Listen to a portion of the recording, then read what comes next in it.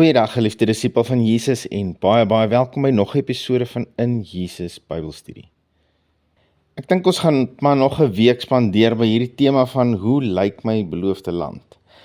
En dit mag dalk nog 2 weke word, ek weet nie. Maar ek ervaar net hier is meer wat ons moet raak sien en leer hierso. So ek hoop jy kan nog so rukkie saam met my uithou en net saam met my leer. Ons was verlede week op die oewer van die Jordaan.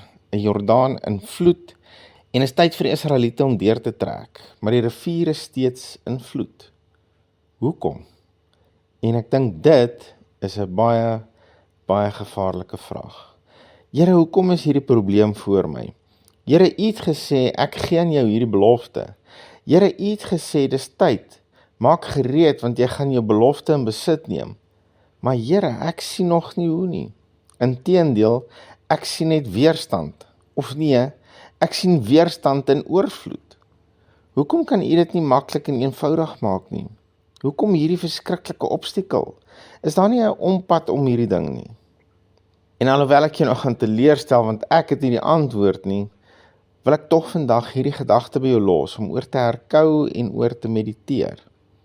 God dink nie soos ons dink nie. Hy sien nie wat ons sien nie, en hy dink nie soos ons dink nie. En ons moet begin leer om soos hy te dink en te sien wat hy sien. En voor jy op jou godsdienstige perdjie spring en sê dis onmoontlik om soos God te dink, die woord sê dit is. Filippense 2 vers 5 sê, want hierdie gesindheid moet in julle wees wat ook in Christus Jesus was. En ek weet hier staan gesindheid, nie gedagtes nie, maar om Jesus se gesindheid te kan hê, moet jy kan dink soos hy dink. Hoe anders gaan jy sy gesindheid hê? Die New King James vertaal dit as, let this mind be in you, which was also in Christ Jesus. Let this mind be in you, which was also in Christ Jesus. 1 Korintiërs 2 vers 15 en 16 sê in die Nuwe Lewende Vertaling, ons in wie die Gees is, verstaan al hierdie dinge, maar ander kan ons glad nie verstaan nie. Vers 16, hoe kan hulle ook, want wie kan verstaan wat die Here dink? Wie kan hom raad gee? Ons kan hierdie dinge egter verstaan, want ons is ingestel om soos Christus te dink.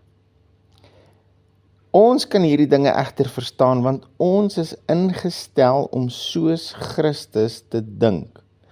Ons in wie die Gees is, ons is ingestel om soos Christus te dink.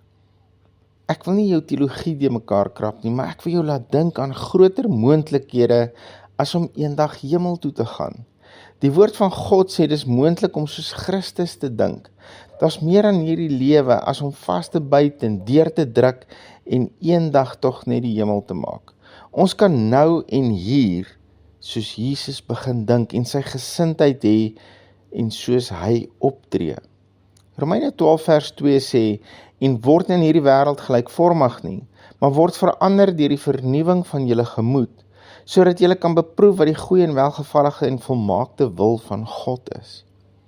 Hy begin met, en word nie in hierdie wêreld gelykvormig nie. In plain Afrikaans, moenie lyk, ryk en praat soos die res van die wêreld nie. Moenie doen wat almal doen nie. Hoekom nie? Wel, behalwe dat jy gaan uitmis op intimiteit met God en die mees amazingste ervaring van jou lewe, gaan jy nooit weet wat is die volmaakte wil van God nie. Maar niemand kan weet wat is die volmaakte wil van God nie. Verkeerd. Dis nie wat die woord sê nie. Hier staan uitdruklik, sodat jy kan beproef wat die goeie en welgevallige en volmaakte wil van God is. Hoe gaan ek weet wat is die volmaakte wil van God? Die antwoord is in die middel van die vers, maar word verander deur die vernuwing van julle gemoed.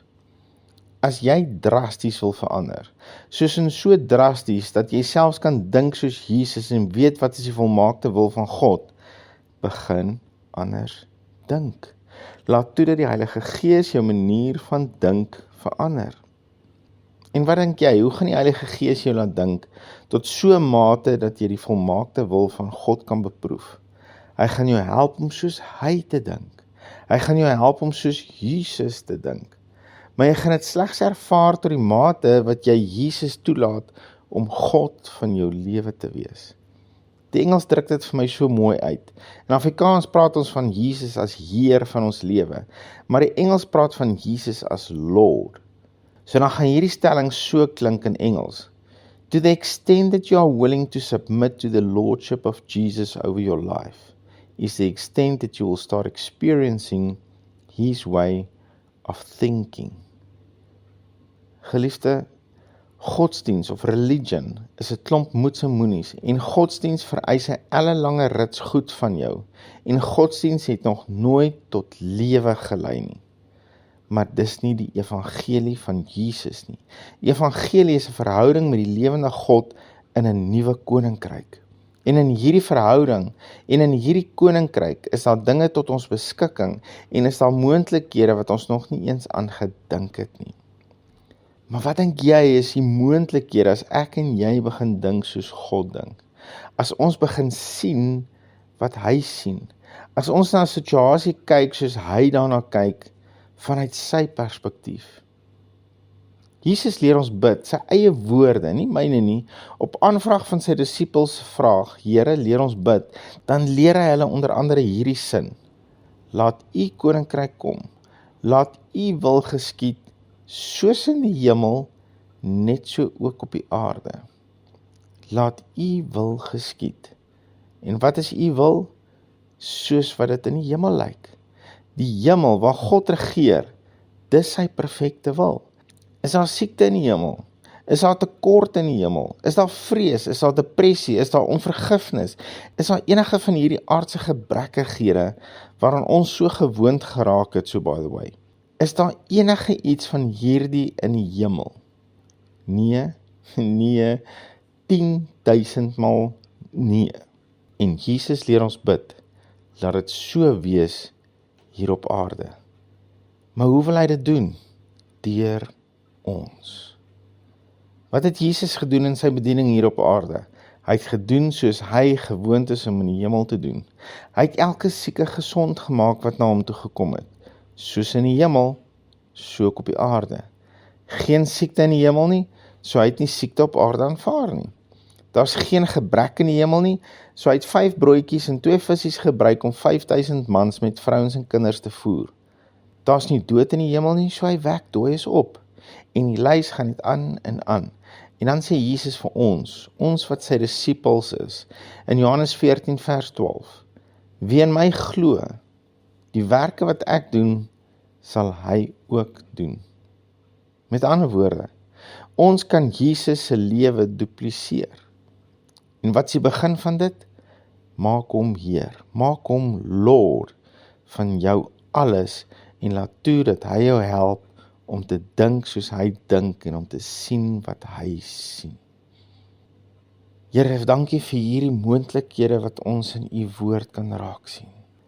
Dankie Here dat ons kan begin raak sien dat u wil hê ons moet dink soos u dink. Want u dink anders. U dink heeltemal anders as wat ons gewoond is om te dink.